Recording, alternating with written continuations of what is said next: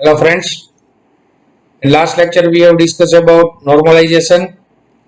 Today we will start with the very important language which is going to be used inside any RDBMS, that is the Relational Database Management System, and the name of language is SQL, Structure Query Language.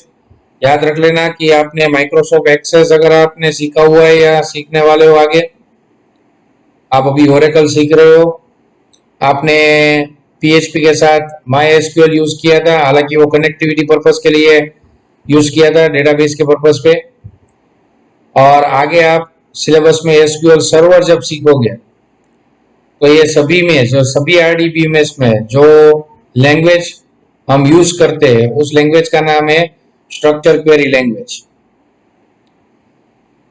This is the language that provides an interface to relational database systems. ये याद रखना है आपको कि ये language जो design की गई है वो specially relational database management systems के लिए बनाई गई है, and it is used to create and manipulate relational database on all major platforms.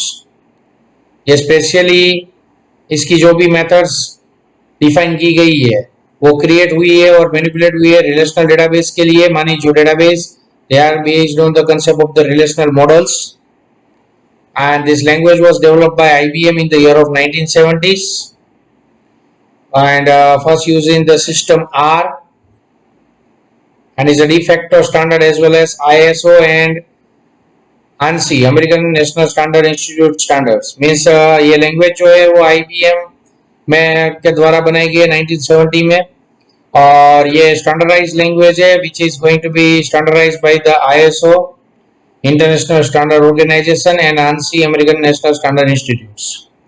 SQL को प्रोनाउंस किया जाता है SQL, SEQUEL, that is a structured English query language. So it is actually a English query language is there.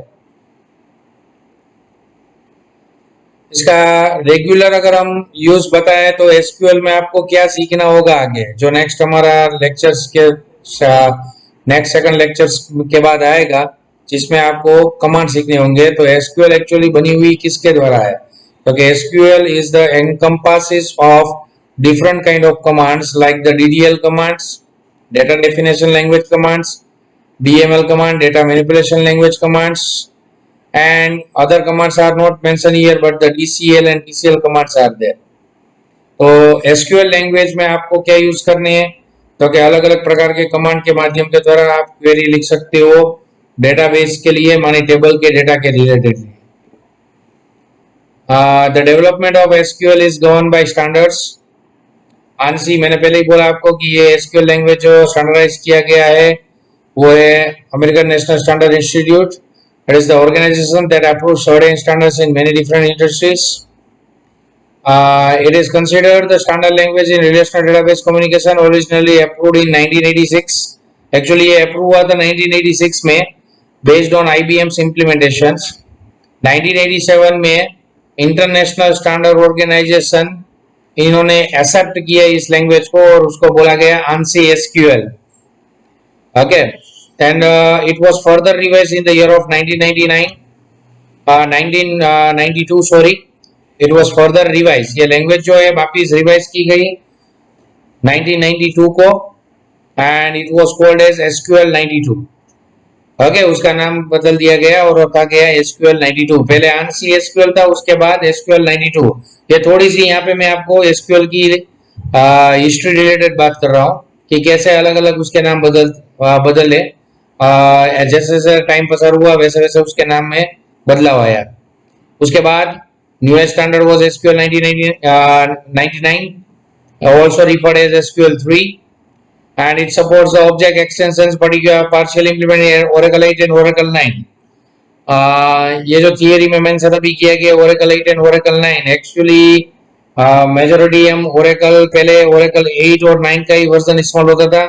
आगे मैं आपको installation Oracle 10 का दिखाऊंगा जिसमें हम SQL लैंग्वेज का इस्तेमाल करेंगे. Okay, then next topic is the features of SQL that we have to discuss in today's lecture. So feature of SQL is SQL can be used by a range of users, including those with little or no programming experience. अच्छा, SQL एक language है, लेकिन इसके लिए आपको programming knowledge की जरूरत नहीं है, क्योंकि ये कोई ऐसी प्रोग्रामिंग लैंग्वेज नहीं जिसे हम सी प्लस प्लस वगैरह सीखते हैं, उसमें हम प्रोग्रामिंग करते हैं तो उसमें हम if condition, for loops and all this things we are going to use the different kind of concepts, not like that in that programming language is SQL. Okay, इसमें commands आपको इस्तेमाल करने हैं, you have to write the queries using the commands. It is non procedural language, मैंने पहले ही बोला कि ये प्रोग्रामिंग लैंग्वेज नहीं है, इसीलिए इसको बोला जाता है non procedural language. It reduces the amount of time required for creating and maintaining systems. बराबर है. इसमें आपका इस लैंग्वेज को इस्तेमाल करके आप अपनी सिस्टम को क्रिएट कर सकते हो और उसको अच्छी तरीके से मेंटेन कर सकते हो, जिससे आपका टाइम होगा वो रिड्यूस होगा.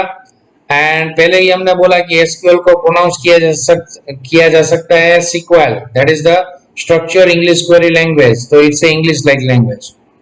So today we have learned the two topics.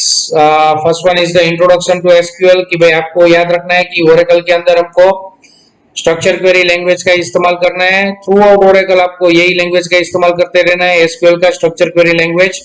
और उसके अंदर अलग अलग कमांड्स का ये बना है एनकम्पासिस, मानी ये बहुत सारे कमांड्स का मिक्सचर है, वो आगे आपको सीखना होगा नेक्स्ट लेक्चर के अंदर. और ये भी ध्यान में रखना है कि it is the standardized language and standard has been specified by the standardized by the ANSI and ISO, international standard organization. English type language is there. और दूसरी बात कि हमको ये ध्यान में रखना है कि ये कोई प्रोग्रामिंग लैंग्वेज नहीं है, ठीक है.